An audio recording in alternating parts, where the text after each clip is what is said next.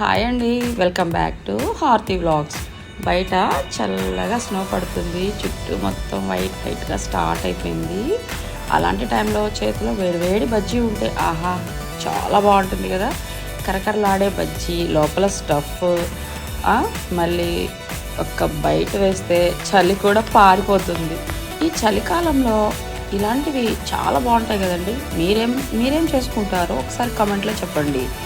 Snow బయట పడుతుంటే ఇంటి లోపల వేడివేడి బజ్జీలు కాలుతుంటే ఆ స్మెల్ కూడా భలే ఉంటుంది. ఈ సీజన్లో బజ్జీ అంటే మామూలుగా ఫుడ్ కాదు కదా. అందుకే మీకు ఏ బజ్జీ ఇష్టం? మిర్చి బజ్జీనా, ఉల్లిపాయ బజ్జీనా, లేదా అరటికాయ బజ్జీనా, లేదా ఆలు బజ్జీనా? ఒకసారి కామెంట్లో చెప్పండి.